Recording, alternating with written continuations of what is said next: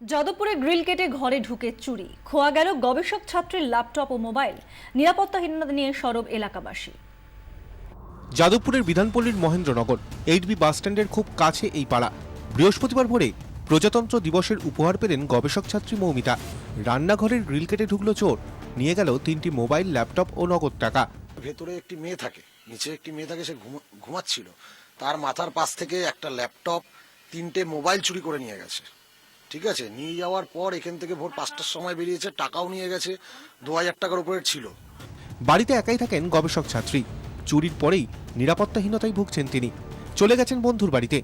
আইন শৃঙ্খলার অবনতি নিয়ে সরব হয়েছেন এলাকাবাসী। চুরি বেড়েই চলেছে, কোনো কম না। এই সাইকেল মোবাইল তো চুরি হচ্ছে। কিন্তু আমাদের দোতলায় উঠে গেছিল আমাদের বাড়িতে। কোলে বাচ্চা নিয়ে আসছে, আর সঙ্গে মানে এমন বাচ্চা নিয়ে আসছে, 2 বছর 1 বছরের বাচ্চা সাজিয়ে আসছে, বলছে আমার বাবা মারা গেছে, এরকম ড্রেস করে হয়তো ঘরে ঢুকছে। এবার দেখো ঘরে কেউ নেই, হয়তো মোবাইল যা হাতের সামনে পেলো নিয়ে চলে গেল। 24 ঘন্টা যেন ক্যামেরায় শুভ্র ঘোষের সঙ্গে সোমা দাসের রিপোর্ট, কলকাতা।